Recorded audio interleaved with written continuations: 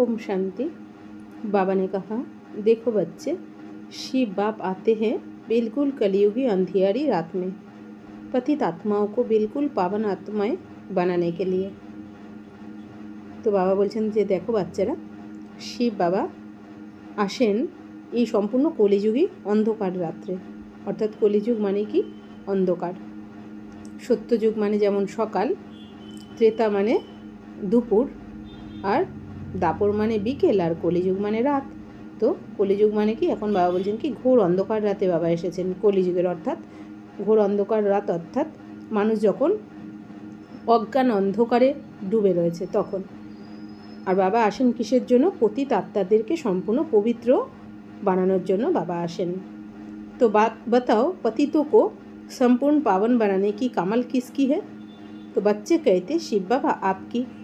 তো বাবা জিজ্ঞাসা করছেন যে বাচ্চারা বলো তো তাহলে পতিতদেরকে সম্পূর্ণ পবিত্র বানানোর কামাল কে করেন? তো বাচ্চারা উত্তর দিচ্ছে যে শিব বাবা আপনিই করেন। तो बाप के साथ साथ आप बच्चों की भी कमाल है, जो कि आप गुप्त रीति आए हुए भगवान को तुरंत पहचान कहते हो कि ये तो सच में भगवान ही है, मेरा ही बाप है। তো বাবা বলছেন যে বাবার সাথে সাথে বাচ্চারাও এই কামাল করে দেখায়। বাবা যখন গুপ্ত রীতিতে এই দুনিয়াতে আসেন তখন বাচ্চারাও কি হয়, সঙ্গে সঙ্গে বাবাকে চিনে নেয়। বাবা যখনই বাচ্চাদেরকে নিজের পরিচয় দেন তো বাচ্চারাও সঙ্গে সঙ্গে বাবাকে চিনে নিয়ে কি বলে যে বাবা তুমি তো সত্যি ভগবান, আমরা যাকে খুঁজে বেড়াচ্ছিলাম, তো আমার বাবাই হচ্ছেন সেই ভগবান যাকে নাকি পুরো দুনিয়া খুঁজে বেড়াচ্ছে। फिर बाप भी कहते हैं हाँ ये मेरे कल पहले वाले बिछड़े हुए सिकिलदे बच्चे हैं। बच्चे बाप पर बलिहार जाते हैं तो बाप भी बच्चों पर बलिहार चला जाता है। তো বাবা বলছেন যে হ্যাঁ, বাচ্চারা বাবাও কি বলেন যে হ্যাঁ, প্রত্যেক কল্পে আমি যেমন বাচ্চাদেরকে পড়াতে আসি 5000 বছর পর পর, সেরকমই এই কল্পেও এসেছি। তো আমার হারিয়ে যাওয়া সেই বাচ্চাদের কাছে আমি এসেছি। তো তোমরা হলে সবাই আমার সেই 5000 বছর আগে হারিয়ে যাওয়া বাচ্চা, অর্থাৎ আত্মাদেরকে বাবা বলছেন। তো বাচ্চারাও কী হয়, বাবার প্রতি সম্পূর্ণ সমর্পণ হয়ে যায় বাবাকে যখন চিনে নেয়, আর বাবাও বাচ্চাদের ওপর সম্পূর্ণ সমর্পণ হয়ে যান। এখন देखो बच्चे, बाबा के पास कैसा भी बच्चा आए, बाबा कभी नहीं सोचते कि ये पतित है, बिकारी है या अपकारी है। তো পরমপিতা পরমাত্মা বলছেন দেখো বাচ্চারা, বাবার কাছে যখন যে কোনো বাচ্চাই আসুক না কেন, সে যেরকমই হোক বাচ্চা, তো বাবা কখনো এরকম ভাবেন না যে এই বাচ্চা তো পতিত, এই বাচ্চা তো বিকারী, অপকারী, অর্থাৎ অন্যের অপকার করে। बाप तो हर बच्चे को एक्सेप्ट कर लेते हैं, जबकि बाप जानते भी हैं कि कई बच्चे बाप का नाम बदनाम करेंगे या वापस जाकर भिखारी बन जाएंगे। তো বাবা বলছেন কি বাবা কিন্তু সমস্ত বাচ্চাদেরকেই অ্যাকসেপ্ট করে নেন, গ্রহণ করেন, সে যেমনই হোক না কেন। বাবা কি বলেন, বাচ্চারা তুমি যে হও, যেমনই হও, তুমি আমার। তো বাবাও বলছেন কি বাবা জানেন যে কোনো কোনো বাচ্চারা বদনাম করবে, বাবার নামের বদনাম করবে, তারা বাবাকে ছেড়ে, বাবার বাচ্চা হওয়ার পরেও বাবাকে ছেড়ে আবার ভিখারি হয়ে যাবে, তবুও বাবা সবাইকেই অ্যাকসেপ্ট করেন। फिर भी बाप सभी को बड़े प्यार से एक्सेप्ट कर लेते हैं। इसी तरह अब बच्चों को भी करना है, जबकि आपको बनना बाप समान है तो बाप समान ही तो सबका कल्याण करना पड़ेगा। तो बाबा বলছেন যে তো অনেক বাচ্চারা বাবার বদনাম করা সত্ত্বেও বাবা তবুও তাদেরকে অ্যাকসেপ্ট করে নেন। বাবা জানেন বাচ্চারা কোন কোন বাচ্চারা নাম বদনাম করবে, তবুও তাদের অ্যাকসেপ্ট করেন।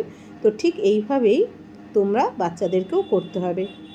যখন তোমরা বাপ সমান হতে চাইছো, তো বাবাও যেমন সবার কল্যাণ করেন, তোমাদেরকেও সবার কল্যাণ করতে হবে, সেই আত্মা যেমনই হোক না কেন। चाहे कोई भी आत्मा कितनी भी विकारी हो, अर्थात काम क्रोध लोभ मोह अहंकार से भरपूर हो, मूर्ख हो, पापी हो, कल्याण तो आपको ही करना पड़ेगा ना। তো বাবা বলছেন যে কোনো আত্মা যতই বিকারী হোক না কেন, সে কাম ক্রোধ লোভ মোহ অহংকারের বশীভূত হোক না কেন, সে যদি মূর্খ হয়, পাপীও হয়, কিন্তু তোমাদের কিন্তু সবার কল্যাণ করতে হবে।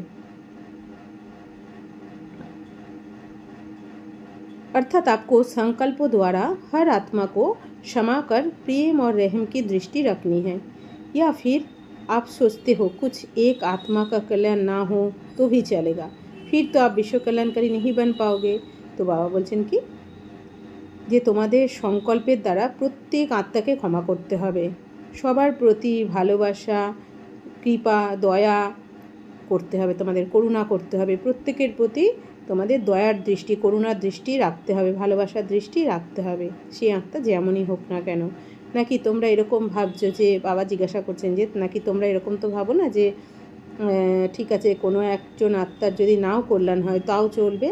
তাহলে বাবা বলছেন কি যদি তোমাদের মনে এরকম সংকল্প আসে যে না এই আত্মা তো ভালো নয়, এ তো পাপী, তো এর কল্যাণ না হলেও চলবে, তাহলে তো তুমি বিশ্ব কল্যাণকারী হতে পারবে না।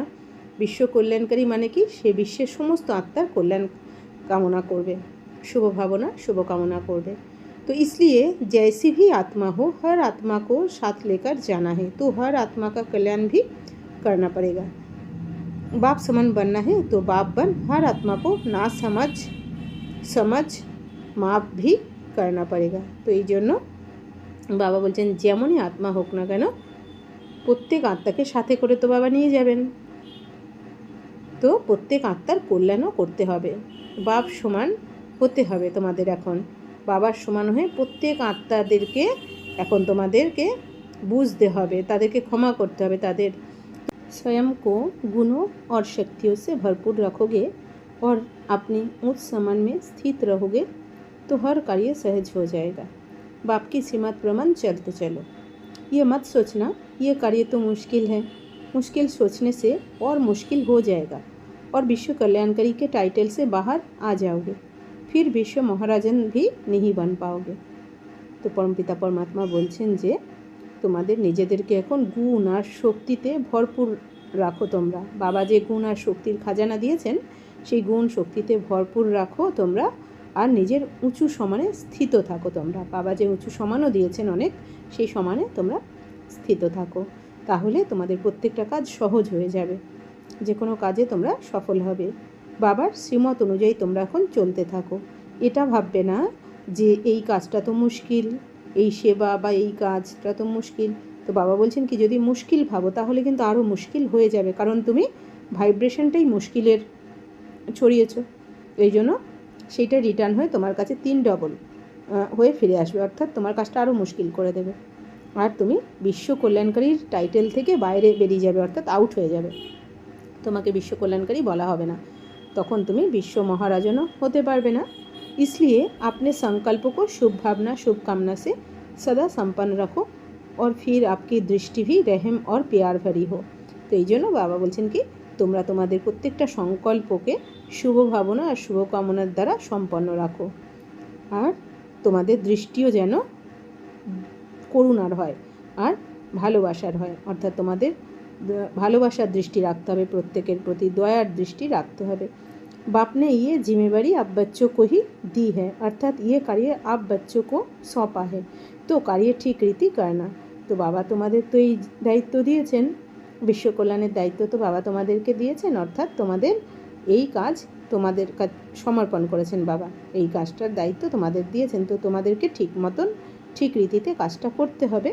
ये मत देखो कि वो क्या कर रहा है, हमेशा ये देखो और सोचो कि मुझे क्या करना है। তো বাবা বলছেন কি কখনো এটা দেখো না অন্যরা কে কী করছে, ও তো করছে না কি ও করছে, অন্যকে দেখবে না। বাবা বলছেন কি নিজেকে দেখো তুমি এখন, কেন এখন এই সময়টা অন্যকে দেখার জন্য নয়, এখন নিজেকে দেখো যে আমাকে কি করতে হবে, কারণ যার যার ভাগ্য সে নিজে নিজে বানাচ্ছে, প্রত্যেককে নিজের ভাগ্য নিজেকেই বানাতে হবে, এই জন্য নিজেকে দেখো। আচ্ছা, ওম শান্তি।